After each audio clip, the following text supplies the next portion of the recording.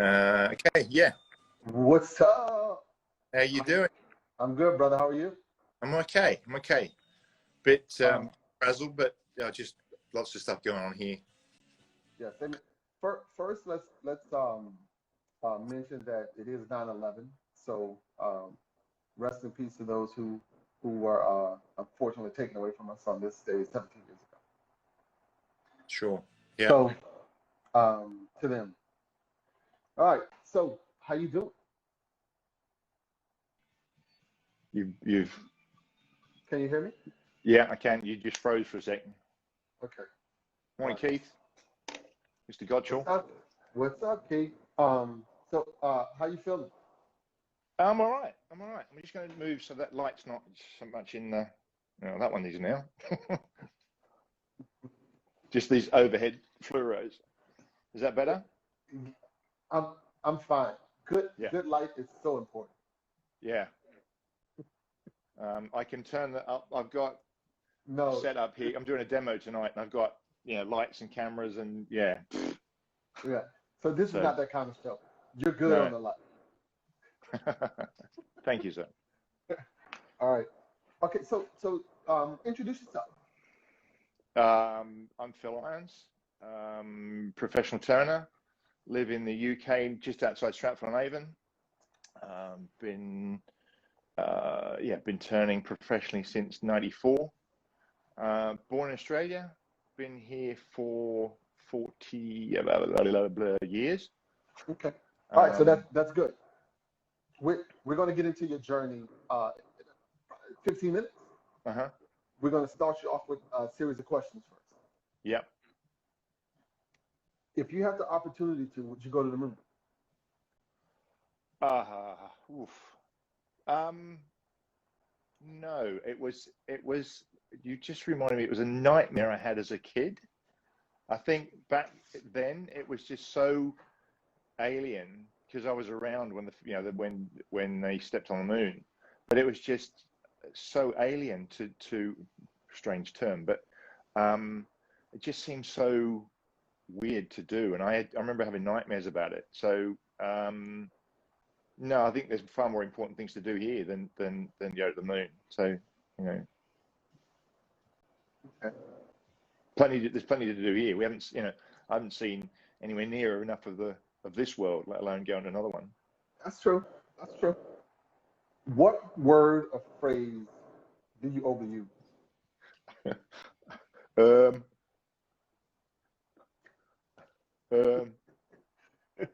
Okay. All What the is time. your? It's doing these IRDs and filming myself. I'm editing out of my talking, out of the audio, because it's or so. There you go. I see a lot of so's. Yeah. There's probably other phrases, but that's the one that is really prevalent at the moment. If it's a word, is it a word? No, maybe. Mine's not What is your least favorite thing to do? Least favorite thing to do. House cleaning.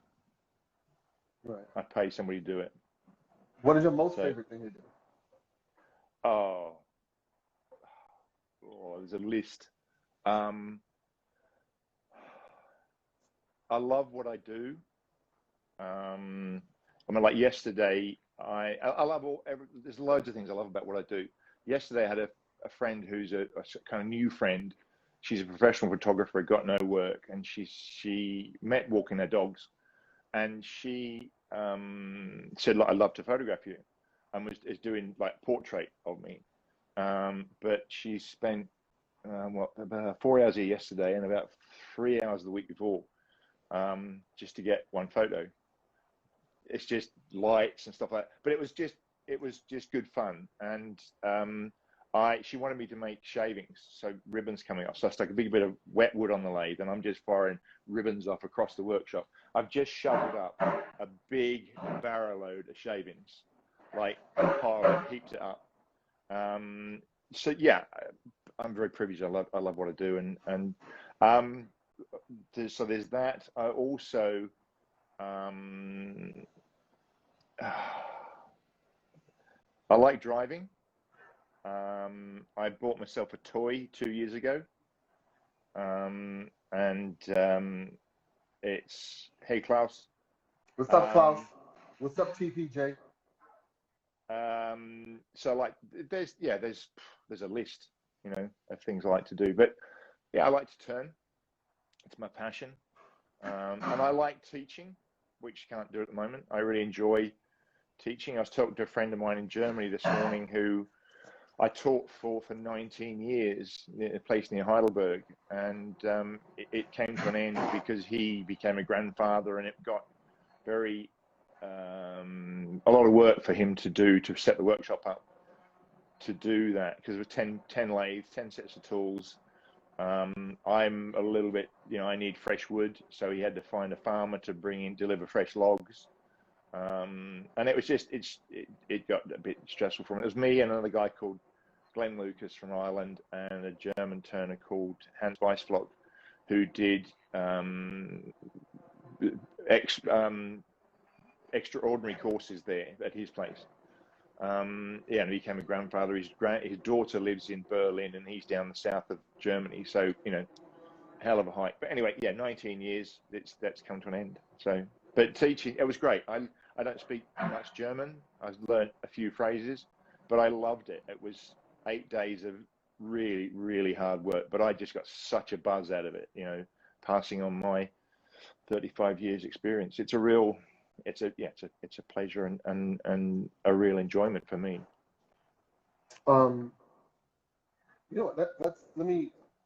Okay, with that being said, where's the furthest you've traveled to turn? New Zealand. How many times? Just the once. I've been twice. That was the second time I went. But yeah, that's the furthest. You can't get much further away than New Zealand from here. It is diametrically opposite, the other side of the world from here. I privileged to be invited to these places. I've been pretty much. Where have you gone most? Europe mainly. So the States I've done 5 times, I think. Where'd you go here? Kansas, Tampa, Utah. There was the Utah Symposium, which Keith knows really well. I've done 4 times, I think, and 3. I did Albuquerque, Kansas, and Tampa. AAW symposiums. So, I was at the Kansas. Those places are all kind of okay. It's I'm sure they're nice and they're pretty. I didn't see any of Kansas. It was just the inside of a plane, inside of a bus, and then the inside of a hotel, with a big conference center. So, and then it's just doing as an international turner, they get the most out of you. So you do 6 rotations, you do 2 rotations a day. So you're pretty busy, and you don't get much chance to see anybody else or whatever. And because they are so big, they're a bit too impersonal. You don't really get to hang with your buddies. So like, catch up with Keith and Mike Mahoney and guys like that. Although, let me tell you, Keith just made a point that I was making. He said you pretty much saw Kansas. Okay. Yeah. I've been a little. That's kind of typical of me. I'm in JFK or Newark, changing planes, and it probably must be Newark, where there's 2. The waiting area is above the departure area, and you can look out and watch the planes being loaded. And I'm stood there watching, and I think, that's my bag going on the plane. That's my box. Oh, shit. So I charge downstairs. Of course, the doors are locked. I've got to get on that plane. Now I get on the next one. And I'm like, really? I can just do that? So I got send it all to the same place. Say again? So they just send it all to the same place. Yeah. Just hop on. It's like getting on a bus, isn't it? Plane travel for you guys. So I got to Kansas, and so somebody sent to pick me up from the airport, and I'm like getting there 4 hours later, and I said to the guy, I said, what about my bag? He said, I'll be waiting for you when you get off the other end, Sure enough, in the corner of the lounge was my suitcase sitting there, I'm just like, wow, thank God for that. And it's that sheer and utter panic where because you got all your tools in your suitcase, you've got a t-shirt and a pair of shorts, and that's it, to wear, and a good pair of duds. But everything is in that suitcase. So it's just this sheer panic, sheer terror. But that's kind of, oh, what? There's my bag. Oh, yeah. Yeah, when I was younger, I traveled a lot. I used to travel on a buddy pass. And A what? A buddy pass is when you know someone that works for the airport and they consider you family. So you get to travel for, I guess, what they call taxes. And your bags would always arrive before you did, because it's based on space availability. Yeah. So you can walk to the airport, list yourself, and if there's space on 7 o'clock, you get on 7 o'clock. But sometimes you may not get on until 2. But your bags will leave at 7. Because there's always room for bags. It's the people that they have a problem with. Yeah. And initially, I was a little panicked about that too until I figured it out. Right. Yeah. The bag will get there. Yeah. I learned my lesson from that. I made sure I got on the plane, with my bags the next time I went, and that was going to Kansas. Yeah. So, but the poor bloke who was sent to the airport to pick me up sat there for 2 hours, and I didn't arrive. And then I had to get. So I had a phone number of somebody. I rang, and they said, "I'll just get the shuttle bus to the convention center." Sorry, I forgot to turn my compressor off. It'll kick out in a bit. So, what is the one thing your spouse or significant other would change about it? Man, where do I start? She's got a list probably as long as your arm. I think top of the list would be Well, one would be stop me snoring. One would be, I'm not a good completer finisher if it's not my work. So there's jobs around the house that need finishing, and it drives her nuts that I, and I'll do that. Yeah, I'll get around to that. Yeah, tomorrow. So that drives her nuts. I think that'll do to start with. She's very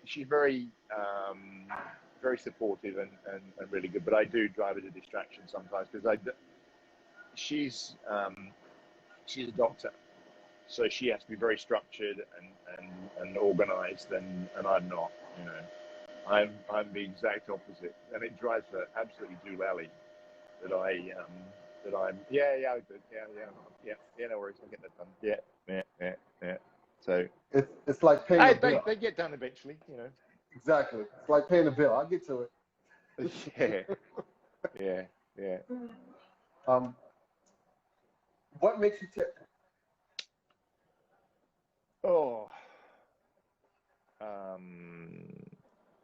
Makes me tick. I had thought, just watched a few of these and thought, I'll do that, and then you come to ask them, and all the thoughts, the ideas you had have just gone.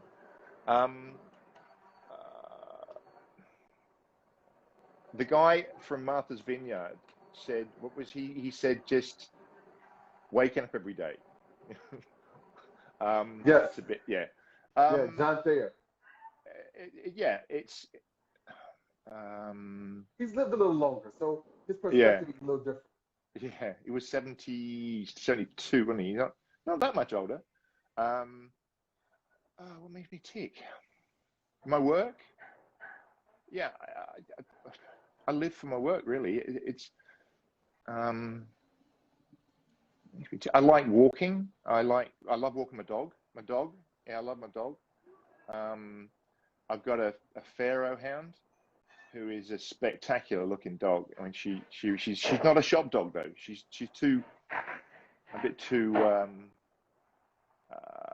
I've only had. She's nearly 4 years old, and I've only had her for just over a year. She was not a rescue, a rehome. I don't think she was abused, but she's very, very sensitive. If my wife and I have a discussion, she's like cowering in the corner. Any slightly raised voice, she's cowering in the corner. But she's gorgeous. She's a really, really lovely dog. Very affectionate too, but does not like the workshop, which is a real pain because I really wanted a workshop dog. Can you blame her? Yeah. My previous dog, Billy, who was a Lhasa Apso, a little like a Tibetan lapdog, was really cool. We lost him just over a year ago. He was 14, and he was a shop dog, and he would come with me to work all the time. When before I had this workshop, I was renting one, and I was selling lathes. And there's about 150 people know Billy because he used to come with me to work and deliver the lathes. And I drive a Volkswagen Transporter van, and he would sit, leg up against the door. He would lie there, leaning against the door on my leg with his head perched on the windowsill, and he just watched the world go by. And so he was really cool. But she's a bit more of a lady, Billy had she's taken a bit of getting used to, because Billy had about 10 different barks. One bark for I'm hungry, one I want some water, one I want to go out, one I want to go for a walk, I want to get up on the bed, I want to, just 10 different sounds she makes one sound, doesn't ask to be fed, so sometimes I forget to feed her. But yeah, so I love walking her. I love my work, love driving my car. Yeah. What hurts you the most? Oh, arrogance and laziness. And people speeding down our road. we live in a little village, and the road we live on is quite straight, and it's the 30-mile-an-hour limit. And people can just see, there's nothing there, and they just go. And it just, you've got to be really careful when you step out on the, across the road. So that annoys me. And I can see people speeding down the road, and stupidly I go and sort of slowly walk across the road or tell, slow down. How long have you been there? We've been here 11 years. Yeah. Yeah. Has traffic increased? Oh, yeah. Yeah. It's a little village. We're 4 miles outside Stratford-upon-Avon. The village is called Welford-on-Avon, and there is a distinction. Upon Avon, the town is both sides of the river, and on Avon is one side of the river. So that's the distinction. Yeah, we've been in the area for 26 years. This is the sixth time I've moved. Where this workshop is now, it's the 6th time I've moved my workshop. This building I'm physically in, I've moved twice. But the last time I picked it up with a crane, because it was the other side of the garden. We had quite a big plot. We had 1.2 acres of land, and we sold some of it to build houses on. And my workshop was where the driveway is now. And so I put a new pad down, and new concrete pad, and got a crane in. We picked it up and turned it through 180 degrees and put it back down again. It still took a whole day, but it was better than sort of 2 weeks because it's a log cabin. So it's double tongue and groove logs. When I moved it before from 6 miles away, we actually stripped it all down, log by log, numbered each one, put it on a trailer, brought it over here, and put it back together again, and then put the roof back on. How long did that take? About 10 days. Took 3 or 4 days to. The longest, the hardest bit was taking the tongue and groove off the roof. And what I did was punch the nails through, being a tight one. I wasn't going to just rip it all off and put new tongue and groove on, because it's all been varnished inside or all sealed inside, and I didn't want to have to do all that again. So I punched all the nails through, and that's what took the time, and putting it back on again, and then putting the shingles on, like those bitumen shingles. It still took, to pick this up and move it, still took, downtime was probably a month really. I had to empty it. I had 2 20-foot containers, emptied into them, do a lot of the work on the pad and all that sort of stuff, and then brace it all up so it didn't fall apart. The crane driver was really, really good. It creaked a little bit as he picked it up, and it creaked a little bit as he put it down, but it did not fall apart because we took all the doors off and we put sheets of plywood, and on every joint we put 4x2, screwed them up, and he put big plates, braced it all up, and he put some big metal plates, this thing was picked up. It's 30 foot by 10 meters by 4.8, so it's 30 foot by 15 foot. Wow. And he picked it up on 16 bolts. So it was eight bolts. So there's 4 plates down either side, and it's 16 half-inch bolts just bolted through with straps going up to a spreader or 2 spreaders, and then a big spreader on the whole thing. And he just picked it up. It was the windiest day we had that year when we did it. He got there and it was literally blowing a gale, and the trees down either side are like bending like this. And I said, "Are you going to do this?" He went, "Yeah, no worries. We're not going to pick it up any more than 6 inches off the floor." Well, we had to, because I had forgotten to, with the sheets of 8x4 ply screwed over the doorways, I'd left a stool inside, and he had to pick it up over, and it was in the sort of the kitchen area. He had to pick it up over the stool and then get it out. And he's got one of these remote control, big boys toys. This thing was £500,000 with a crane, and he's just got these 2 joysticks and a few buttons, and he's just like, can I have a go? No, you can't. But yeah, we had to pick it up about 3 foot off the ground, and then he put it down and he did a really good job. Yeah. All right. What sound makes you happy?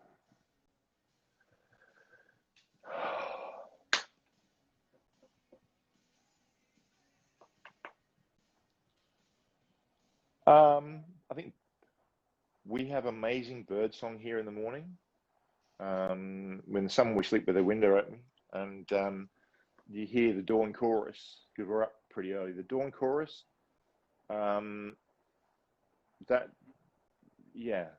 like. A V8.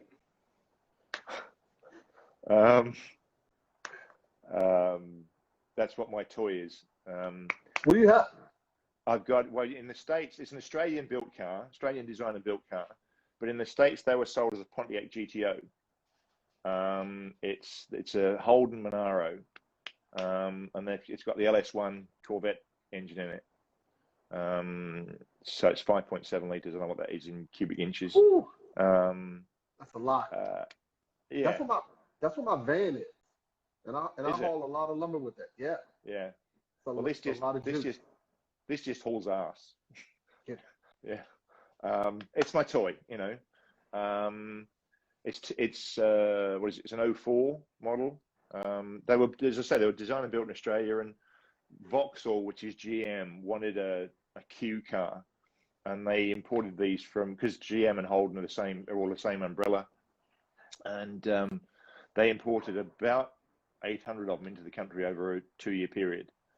There's only about 600 left on the road, and they're pretty scarce.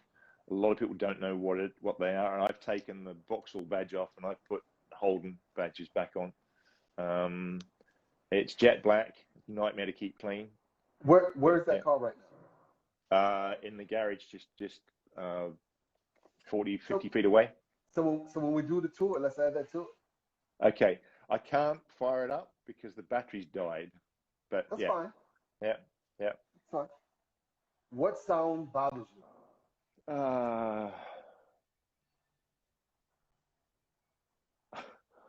Hitting a piece of metal with your chainsaw or your tool. With anything. Yeah.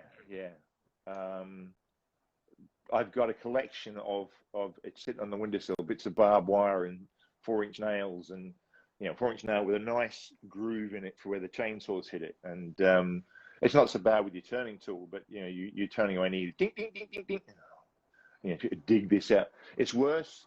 The worst one was the hollowing tools I use. The tips are really expensive, about £50 for a new tip. And I remember a student we found a 4-inch nail in the middle of this hollow form, and he hit that, and I could hear this ticking, and I'm like, what is that? And I'm talking to somebody, dealing with somebody else, 4 students on the go. And I turned around and he went, should this tip look like this? There's a big, and I'm like, oh no. So that, hitting bits of metal, screaming kids. Do you have any? No, don't do Rugrats. Usually, the people who don't have kids say stuff like that. Yeah. It just grates. I don't know. And I suppose, not having had them, and if you've got one, I love kids. I love other people's kids because you can go, there you go, hand them back. See ya. The kind of glib answer is, I love kids. I couldn't eat a whole one. But crying babies. Nah. What profession, other than your own, would you like to try? Race car driver. Tin tops, not F1, tin tops. Just grew up with there's an iconic series in Australia. There's an iconic race in Australia in October, and it's called Bathurst. It used to be the Hardy Frodo 500, so it was sponsored by Hardy Frodo. It was 500 miles, and it was that for years. And then when Oz went metric, it became the Bathurst 1000. So it's 1,000 Ks over a 3.4 mile circuit that's got an elevation change of something like 300 meters. And it's just, it's an iconic race. Well, I remember when Mini Coopers were winning it. And now it became real Mini Coopers. Real Mini Coopers, yeah. There's a straight. The Conrod Straight is 1.2 miles long, and they used to push each other down the straight. Literally push each other down the straight. And now it's Mustangs, and because Holden and Ford stopped producing cars in Australia 2 and a bit years ago. So now they use Mustangs, and what here is a Vauxhall Insignia, but with 6-litre, 5 or 6-litre V8s in them. They're all the same. They're all I'd want to do that. And the Bathurst is. I'm going to go one year. We were going to go. My best oldest friend. We were going to go last year because it was the 50th or 60th anniversary. But I left it too late, and then we said, we'll go next year. Look what happened this year, So, but I watch it. I can watch each race. They've carried on the series, shortened, so I can watch that. And the car I've got, there was a guy called Peter Brock who is a legend in Australia. I mean, you mentioned Brocky in Oz, or any petrol head Yeah, pretty much. You mentioned the name Brocky. He raced my car at Bathurst. Um, yeah, in '04. So yeah, race car driver. Well, V8 supercar driver. You know, it's iconically Australian. I mean, all the drivers have got nicknames. There's a guy called Mark Winterbottom, and his nickname's Frosty. All the commentators they shorten their names. There's Mark Compton, he's Crompo, and Mark Scafie, and it's very Aussie thing to shorten names and stuff. But yeah, I love it. What would you like on your tombstone? I'm not going to have one. Again, thinking about that, all sorts of things. You try all sorts of glib answers and stuff like that. But I wouldn't be putting it on. Somebody else would put it on. But not a bad bloke. Right. I don't know.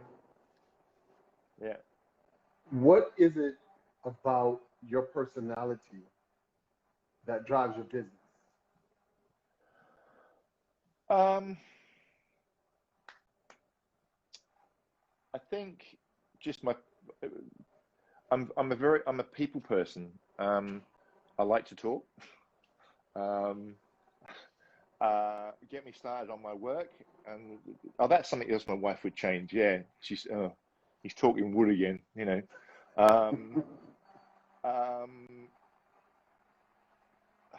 I think, just how I am. But get me, wind me up, point me in the right direction, and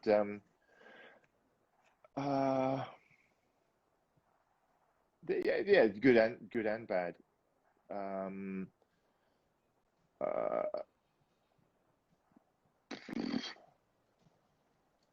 I'm pretty good at selling. Well, you don't sell your work, you sell yourself. And then your work sells. Your work follows on afterwards. People want to know the backstory of stuff, and it's the added value thing. So I know the next question. So to answer that one, just personality and producing good work. You've got to have, I think you've got to be able to back up the you've got to be able to back up the BS with with good work. Yeah. And when you back it up, it's not BS. Yeah. It's arrogance. Oh, okay. Touche. I'm just picking on you. Yeah. Okay. Do you know what the next question is? Yeah. What about me holds my business back? Yeah. Okay. I'm going to pause you there. Mm-hmm. When I ask that question, I wonder how many people answer it with any real thought. Because have you thought about before this? Yeah. What is it about you that holds you back? Yeah. Okay. Yeah. All right. Let's hear it. I was awake at 3 o'clock this morning, mate, thinking about these questions. And I still can't answer them. I'm a bit. It's a scattergun technique. I'll do a little bit of something, a little bit of something else, and that problem your wife has. You can't complete anything. Yeah. But bizarrely, my work has taught me patience. One of my crusade. Well, no. One of my things about my work is I want, and this may sound arrogant, I want my work to look as good in 100 years' time as it does today. So I will spend longer finishing a piece than I do actually turning it. And so I use 2 finishes. It's either spray lacquer or a hard wax oil. I'm not into this. There's a whole plethora of quick finishes, like I'm not going to name any brands, but they, one coat wonders, which in 6 months' time are going to look pretty ordinary. What I make, the urns, because I do a lot of funeral urns, I hope they are heirloom pieces. And too often you see turned work where people have not put a long-lasting, an archive finish on them, and it looks really, and they want a lot of money for it. And there was one instance, a guy contacted me from South Africa who did massive, spectacular sculptural turnings and stuff. And I looked at his website, and really impressive stuff. But then there's one of the menus was maintenance, and he only used mineral oil as a finish. And it said, every 2 or 3 months you need to re-oil this piece. And this guy wanted big bucks for this stuff, and I'm like, sorry, mate, I can't help you. He wanted me to tout his work around the UK for him. And he said, sorry, can't do it.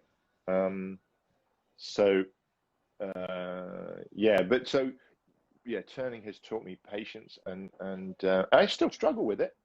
I still struggle to get that perfect finish, and so there's lots of pieces that are semi-finished.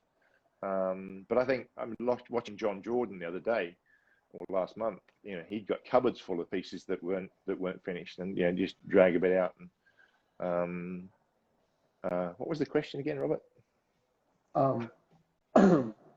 We were still on what hinders your business. Yeah. Now, I think you've covered that. I have a question. Yeah. With that. Well, first, what's up, Brian? What's up, Steve? Am I missing Abad? loads of? Oh God, they're not. Blimey. How many people? The little where it says live at the top and 18. Is that how many people are watching? Or Yep. Okay. Wow, I'm popular. Brian wants to know how many hard wax oil coats typically. 4 or 5. And it's a really easy finish to use. It's brush on, wipe off. And literally. So that piece, that was sanded down to 600 grit, and that's got 3 coats on it so far. So it's got a nice soft satin sheen. Yeah. And then so that was the hard wax oil. Yeah, 4, 5, 6 coats. Depends which one I'm using. I use a French one. Is it based on species of wood? No.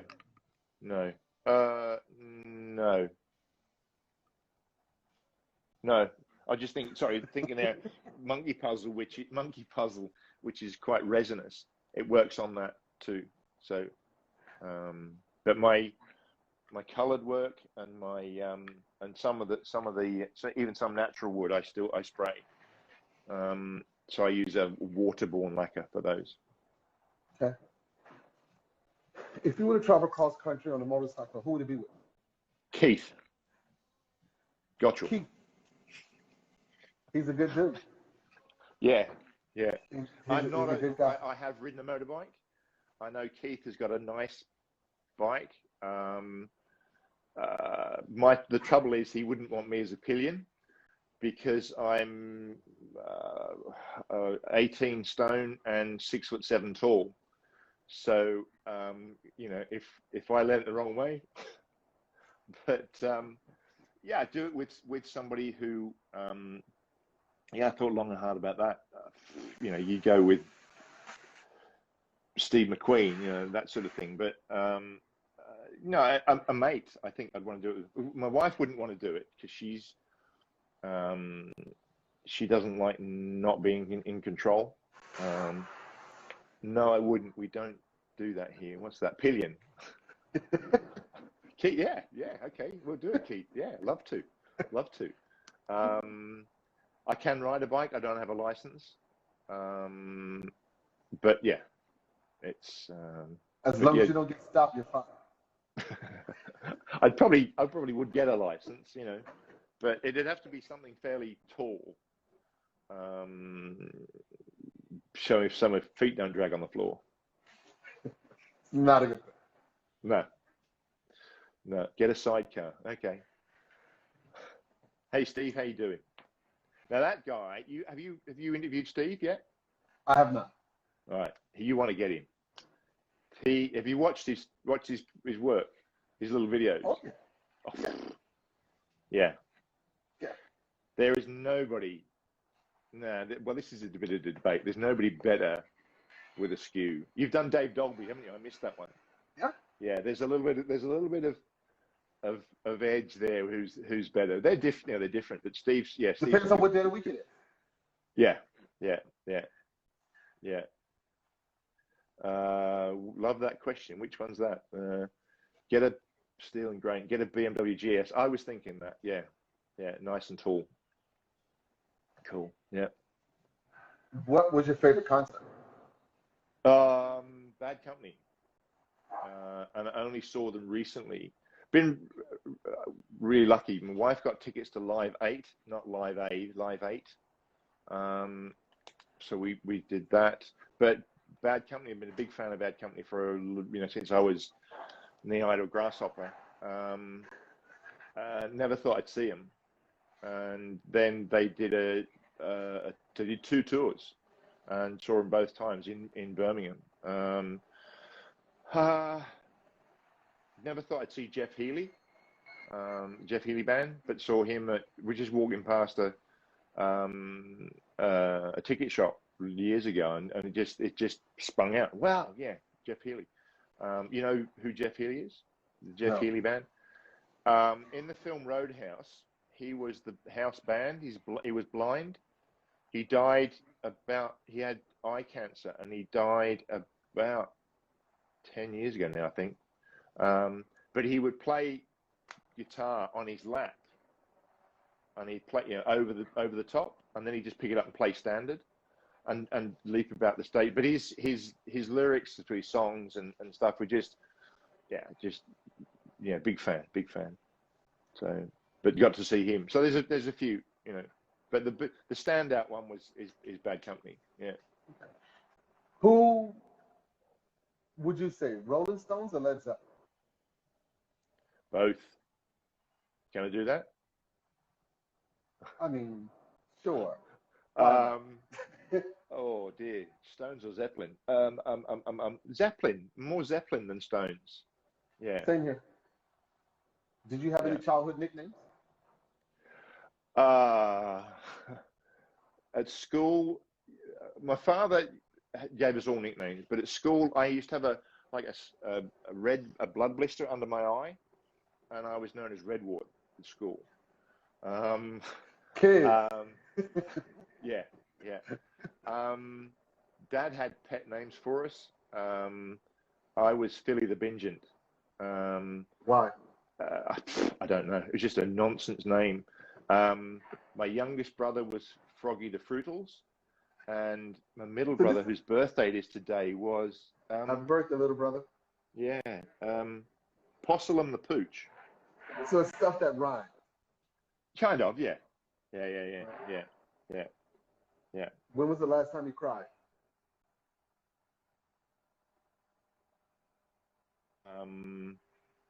Now you're gonna ask why. Froze. Did I? I'm still here. Yeah. Yeah.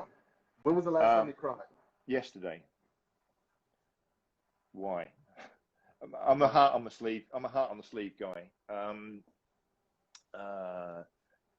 The bigger you are, the softer you are.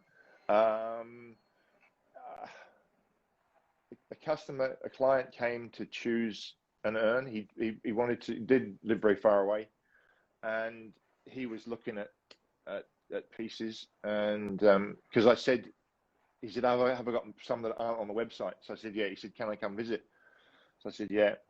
Anyway, long story short, his mother came with him. The guy was probably my age. His mother came with him, and he said, oh, we saw this one on the website. And basically, he and his wife, because she died 2 weeks ago, they were choosing a piece of my work for her. Yeah, yeah. She was choosing, and they didn't make a decision. But he actually had a piece that was on the website, and it was a favorite piece of mine. That wasn't the thing, but it was just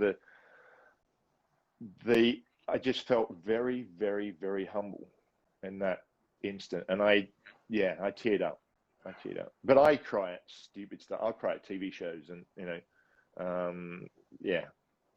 useless. What impact do you want to have on your industry? Oh, to get people to use chucks properly.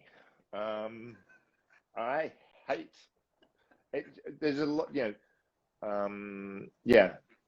use a chuck where it's a full circle, not with the jaws wide open. That's my crusade, is to get people to use a chuck properly. I took, you know the name Mike Oseluk? Keith will, and a few other people out there will. He's Canadian. He's the Picasso of wood turning. His amazing work. Really lovely bloke. He did a demo. He did our seminar 2 years ago, and he just grabbed the lump of wood and opened the jaws up and just chucked it in and did what he did. And at the end of the demo, I went to him and said, "Look, Mike, can I just ask you something?" And this guy's been turning probably 40 years. And I explained why. And I said, "Look, can you do this?" And we said, "Well, I've never had a problem." And I said, "Yeah, I know, but there's a lot of new people out there who, if they see you doing that, they think that's how it should be done." And I think, as I use the term icons, because he is, as an icon, I think we should be setting the right example. It's a bit like, I liken it to, do you drive down the road in your car with only one wheel nut on each wheel? It's an accident waiting to happen, isn't it? So if you just got the corner of each jaw gripping a bit of wood, that's proper chucking and proper finishing. Yeah, that's what I want to leave. I did a project book back in '99. So that's out there. It's not in print anymore, but you can still get copies on Amazon and AB Books. Some of them, I've got a couple for students, and opened them up, and they were pre-signed. I'd signed them when I sold them originally. So get the world to use chucks properly, and that'll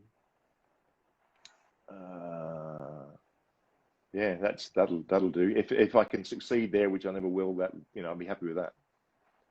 Yeah, that's funny you say that, because when I put a piece of wood in the chuck, it's never a complete circle.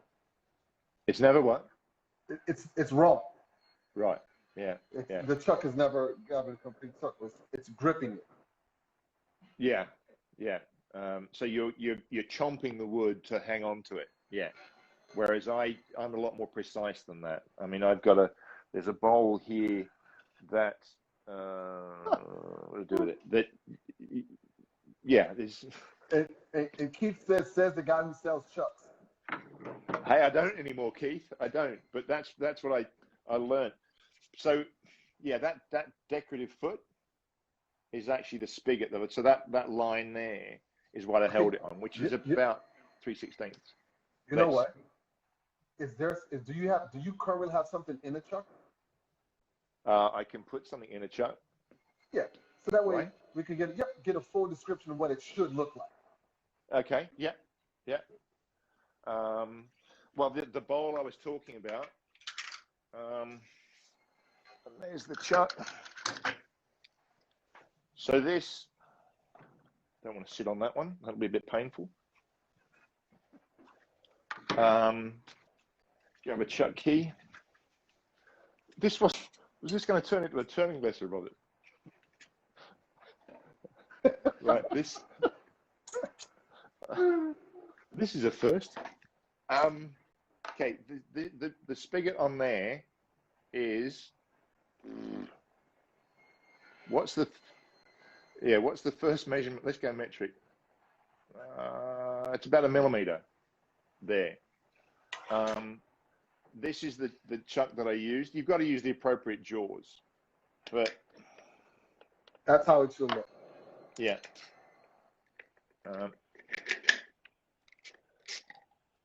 So, and the way to tell when it's so that's the chuck key's loose. That spins freely, and then not even. Look, I'll show you how much. So that's spinning.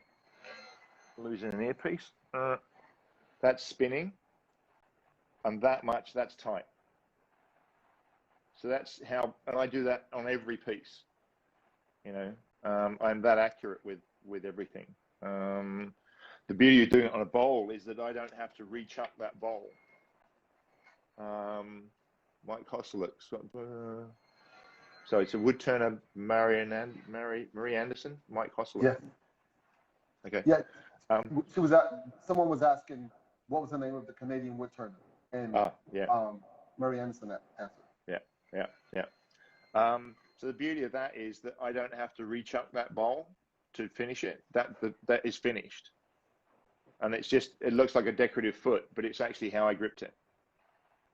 But you've got to have the right, Keith. You've got to have a Vic Mark chuck to be able to do it, mate, with the Vic Mark jaws.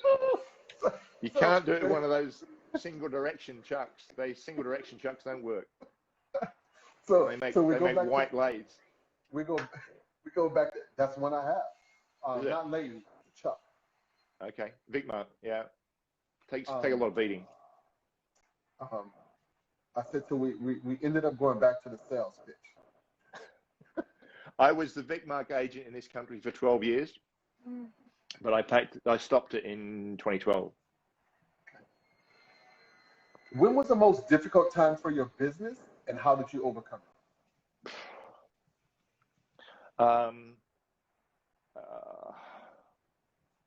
Well, because I took on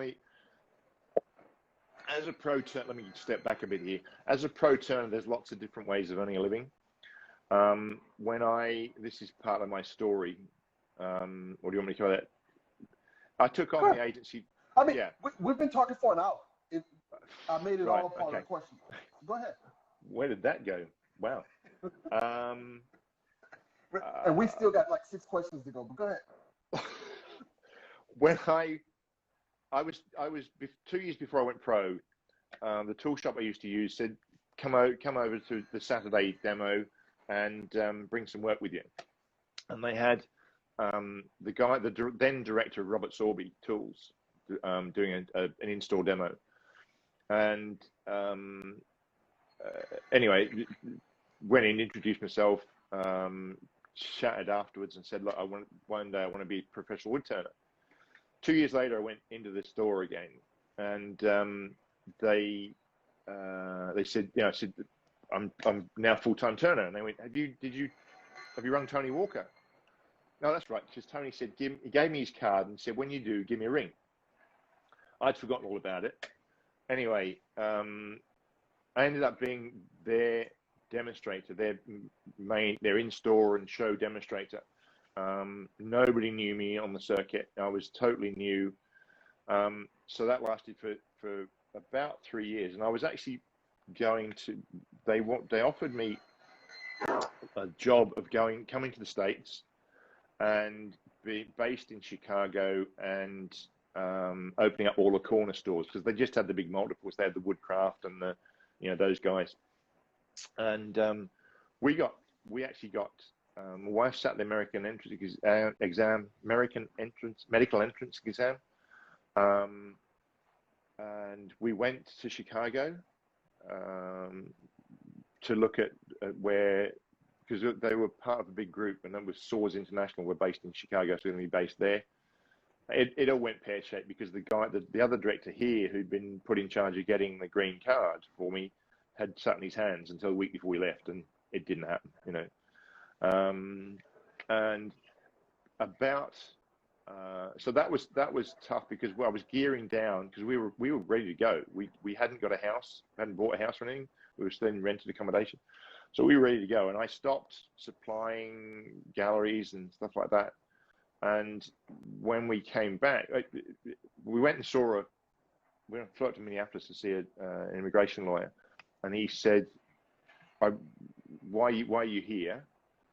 He said, I faxed. It was when the fax numbers changed. Anyway, too much information.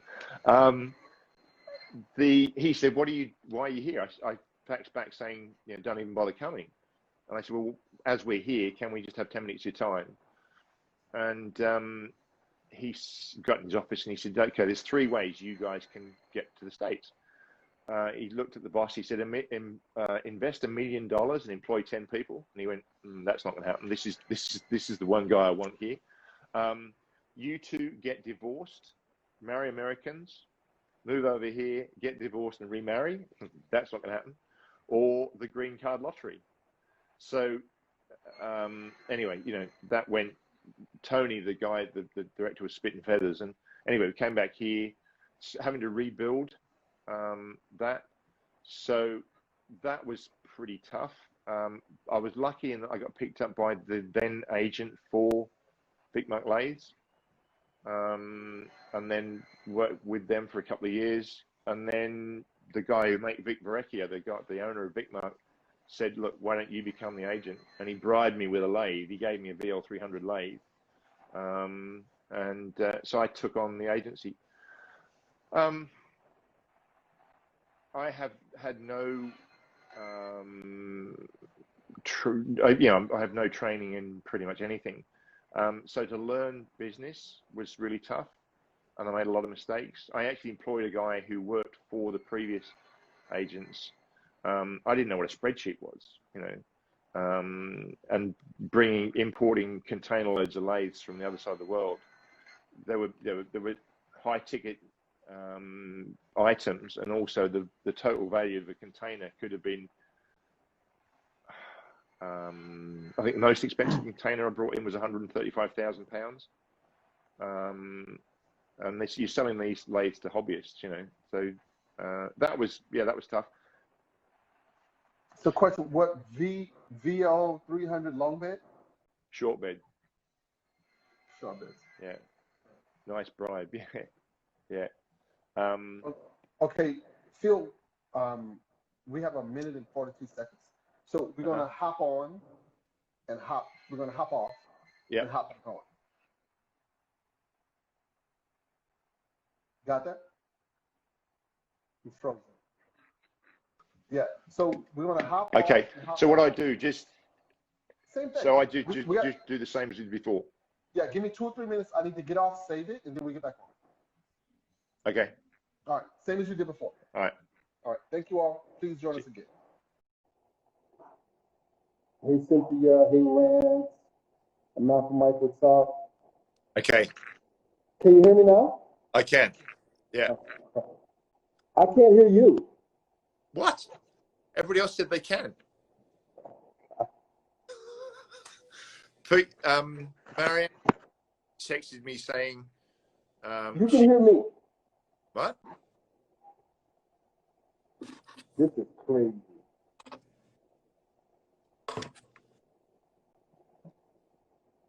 Sounds like I'm underwater.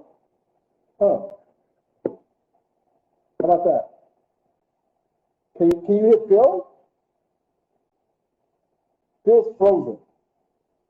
I can. How about now? You sound. Yeah. Cynthia said you sound muffled. And it's showing So it sounds like you're talking through water. Yeah. Give me 1 second. I'm going to pause this. Okay.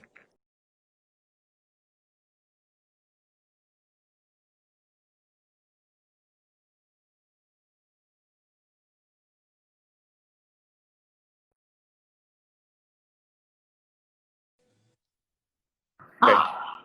That's better. There we go. Hey. Technology is great when it works, but it's a pain in the butt when it doesn't. You know what they say, when you do it right, it works. Yeah, but I just connected to Bluetooth. Well, Derek, you were right.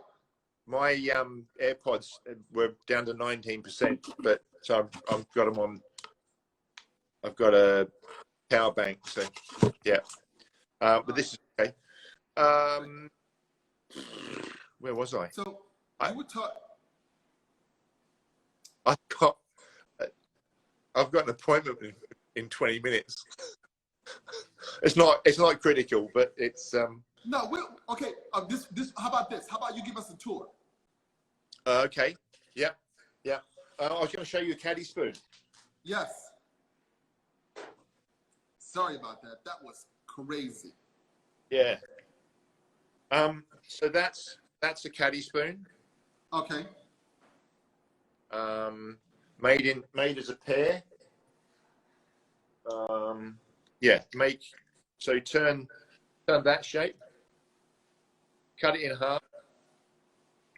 Put it in a chuck. And then sorry, my doorbell's ringing. I don't know if you can hear it, but I've got one of those Ring doorbells.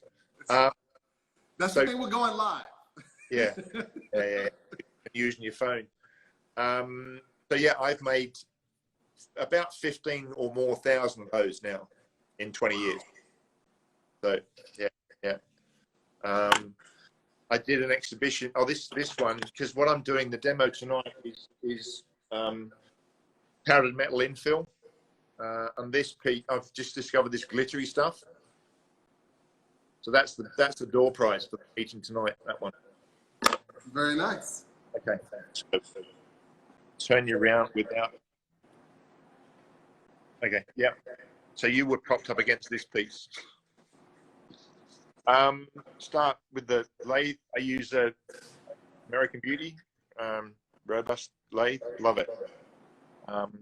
If you cut me before, I used to bleed Vic Mark Blue. Now I bleed robust black, powder coated black. So what do you want me to do? Just go round? Yeah. What are those blue things on the wall for? For filming. So it's doors. It's just to cover some plastic, some thin board I had. And I just didn't have the glue off. Now, Cynthia Gibson said she embellished one in New Zealand. Yeah, she did. I've forgotten that. Yeah. I said I've been waiting a long time. That was 2015, Cynthia, wasn't it? Yeah, it was cool. Yeah, so this is my setup for doing my IRD. So I've got 1, 2, 3, 4 cameras on a screen, and then a switching deck here. So that's covering up the windows. That's how many? There's 4 cameras. Yeah.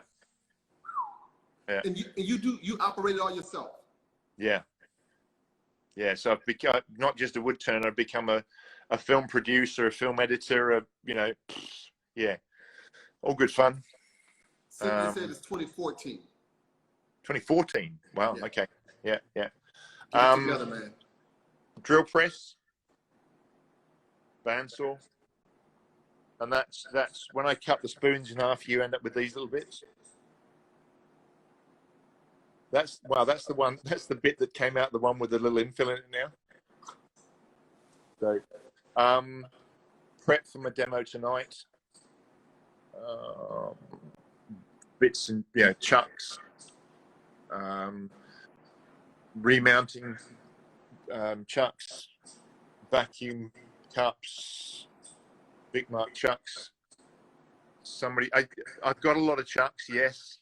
Somebody said, "How many have you got?" And I said, I had a count up. I've got 17 chucks. I teach too. That's the one for the spoons. So the half spoon goes in there. So there's a cutout just there. Yeah. This place is a mess. It's just, because I haven't been teaching, so it's just me in here. Yeah. Wood turner shops, any flat surface just gets covered in stuff. The important corner of the room, music. What are you listening to now? Hang on. If you hit play, what will come on?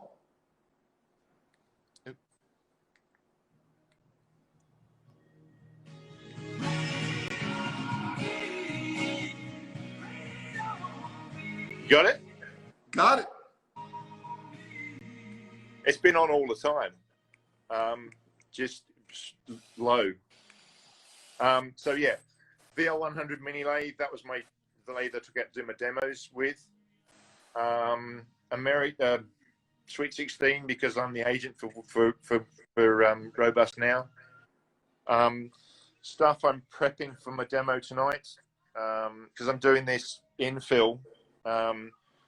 So this is powdered bronze in 2-part epoxy,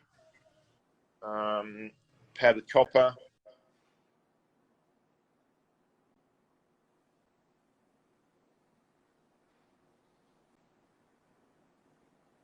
Phone again. So this is using this sparkly stuff for my demo tonight, so it's showing how I do that. Another Vic Mark lathe. This one's set up for doing it's got my threading jig on for doing the threaded lids for the urns. Another Vic Mark, another 300 set up with a sounding disc on it. How many students do you usually have when you turn? When you do maximum 5.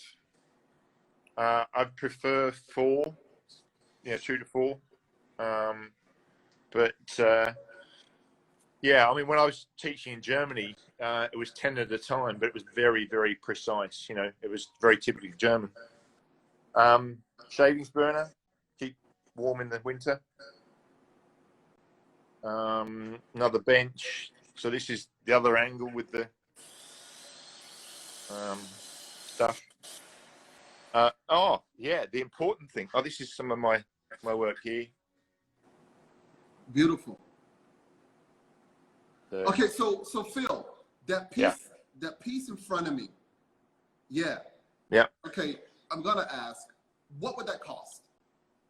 I want anywhere between £2,500 and £3,000 for it. Okay. It's there's £100 worth of 22 karat gold leaf on there. It's natural color. That's its natural color. Wow. This is why I color wood. Just for that. All the colored pieces are white woods. So it's horse chestnut, maple, more horse chestnut, poplar. So that piece in the corner there, that's poplar. So this, I've got bits hanging up all over the place. Now, what about you? Do you still have that shuttle lathe you said you mentioned earlier? Yeah. I'm sorry, the sewing machine. Yeah. Oh, and what about that car? Wow. That's it. Do you ever fool around on it anymore or no? No. My knees bang under here. But it's a Goodell's improved. It was really sophisticated. Twin banjo, 2-speed. Yeah, leather belt. So yeah. So very nice. So that's the shop. That's the workshop. Yeah. Yeah. So let's just show you So this is the shop.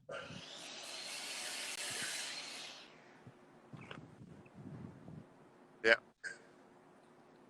My van. Got this the new. You got a long commute. Yeah. Oh, it's huge. Yeah, that's the house there. Yeah. I'm just going to turn you back around because I don't really want anybody to see in here. And then I'll turn you back around again. It's a bit of a, but I've got, in quite a big way doing, this is my photography studio. So lights, yeah, and a few roughed out pieces. Very nice. There's a few more there. Wow. There's about 150. So how long is it going to take you to finish all of that? It's my pension. It's I was out walking the dog back in January and I saw this rippled ash. Wow. It was a tree that would cut up for firewood. So I said to the guy, "Can I have some?" And he said, "Yeah, help yourself." So there's about, I don't know, 15 or 20 in Ripple Ash. Some of it, is really, really spectacular. So, but I get it to this stage, and I can leave it like that, and just come back and finish it. A bit like John with his cupboards full. I've just got a room full. Yeah, but there's all sorts in there: monkey puzzle, burr elm, spalted beech, ash, poplar. Do you import wood from anywhere? No, I get it all from tree surgeons and firewood merchants. Okay. Now, can we see that car or no? Yeah.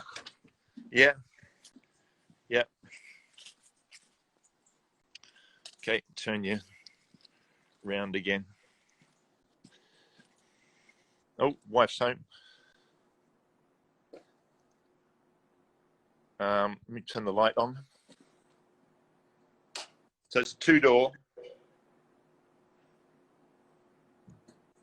Very nice.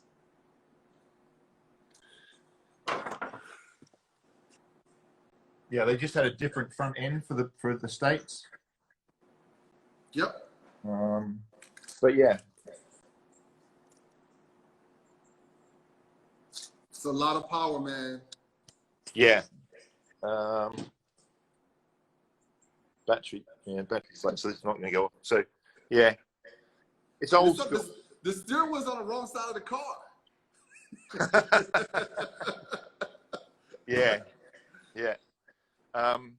So this is analog. That's digital. Nice. That's my wife's. Yeah.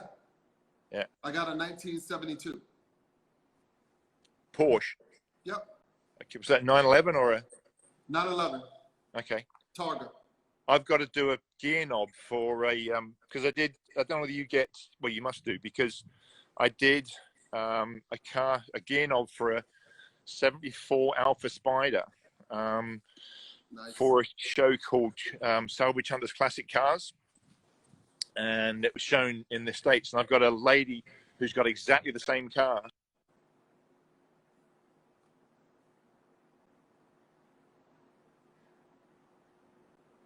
You probably got another phone call. That's the appointment.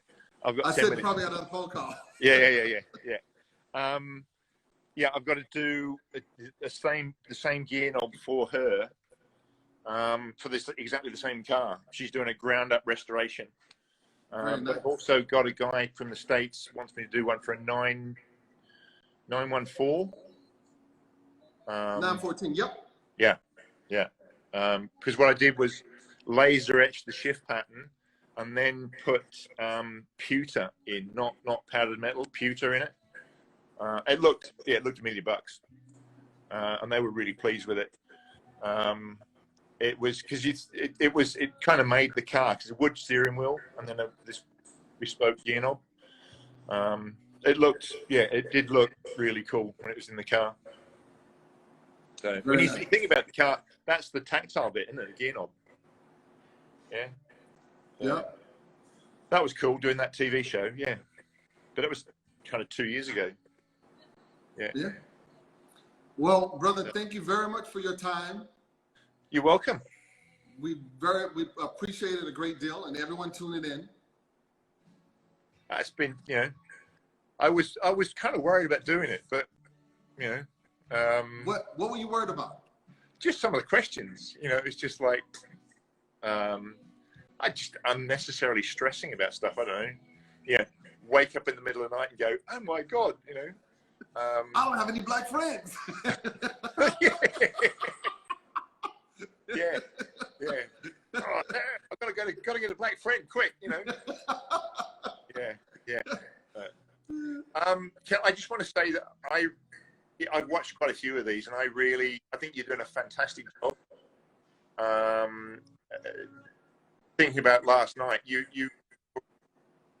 also getting people to really think about themselves. It's all kind of almost as though you're a therapist, or what's the word I'm looking for? Old age. counselor. Yeah, kinda. Yeah. Kinda. I need one. Steve, Yeah. thanks for tuning in. Steve said, "Nice one, Phil. Catch up sometime." Cool. Yeah. How far are you from Steve? He's about 10 or 15 miles away. He's in Droitwich, Redditch, which is not too far away. I don't think we've ever met. Oh, we have met. We met at a show recently. Yeah. So you're telling me he's 10 to 15 miles away and you haven't gone over to see him? He hasn't been to see me either. We're not talking about that yet. We're talking about you. No. We'll get to him next. Well, we've only got to know each other through Instagram. How many years ago? 2 years ago. Okay. Because he's nobody had heard of him apart from anybody in the trade had heard of him, because there's a real cutoff between if you're a production spindle turner, yes, people know you, but if you're doing my sort of stuff, the two don't really cross over unless you're on the circuit. And Steve he won't demonstrate. He won't do club demos or anything. He just, it's his exclusive. 9 to 5.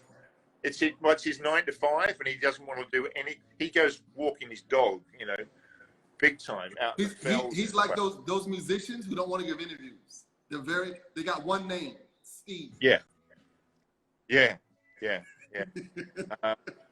But I've met him. He turned up at a show once. But you should go see him. Yeah, I should do. Yeah. 4 years ago. 4 years ago. Okay. Right. Yeah. So you've known him for 4 years, and he's 15 miles away. You got to do better, Phil. Steve, I think he's slapping our wrists, mate. But you need to go see him. Yeah, that's a long way away. That's miles away. That's like Manhattan, right? You can be 50 blocks away, and you may as well be in another state. I like my own space. Yeah, exactly. Yeah. One thing I meant to say was we're two nations separated by the same language.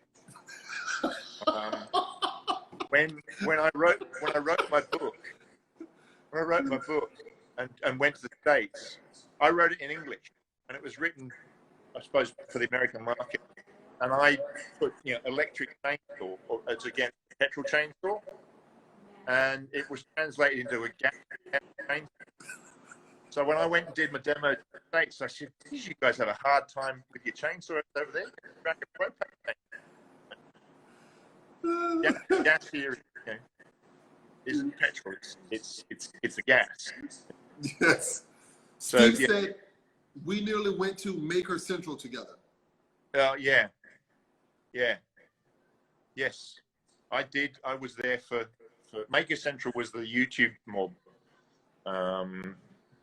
That kind of the fingers crossed type, but it turned out to be good. It wasn't just idiot wood turners. There was some really interesting people there. So that's always good. Yeah. So, but yeah, the two nations separated by the same language. Yes. What you call a fanny here is not the same fanny as you. Oh, there's so much. Yes, there's so much. Yeah. And you all call it the Queen's language. We just speak American English. Well, I speak Strine. What's that? Australian Strine. And that's again another thing. Yeah. So you'd be my cobber. That's mate, or everybody's your mate. But g'day cobber. Yakka is hard work. Hard yakka. Yeah. Whole different language. Yes, it is. It is. Yeah. So again, thanks, man. I appreciate it. I'm gonna let you get to your appointment. It's to run through doing my demo tonight with my mate Carl, who doesn't do social media, but no, social media. What's some Australian slang? I've just gone. Yeah, I've got to go too, Steve. All right, thank you all. No problem. All right, brother. The great thing about your thesis, Robert, that you don't have to watch them. I stick my earphones in and keep listening. Just work away and listen. So apart from GL Veneer, and when he did it, oh, I was wetting myself. I'm like, because he pointed, he came out the building. Oh, that's all the rubbish over there. And I'm like, go right. I texted, like, go right. And he's going the other way. I'm like, bastard. That to me, the first one I did, I told him, I said, I chose you because I like that Pac-Man machine. That was amazing. Yeah, and 3 generations of wood storage. Crazy. And that route he had, that Yeah, 25 feet across or something silly. exactly. Hundreds, thousands of years old. Yeah. That's we're all woodies at heart, one of the questions, what makes me tick, is pretty wood, but Dale Nish described exotic wood as an ordinary piece of wood that traveled a long way. Yep. Yeah. Mate, we could yak on for ages. The purpose is once we do this, we'll come back again if there's something you're doing specific or somewhere cool and speak specifically about that. So this won't be our last time. All right. Okay. All right. So again, thank you, brother. We'll see Steel and Grain at 6 p.m. He's okay. Well, I won't, but yes, you'll be in bed. Yeah. All right. Yeah. Thank you, brother. Yeah. Have a great day. And you. Thanks, mate. Thank you all for tuning in. Everybody. Bye.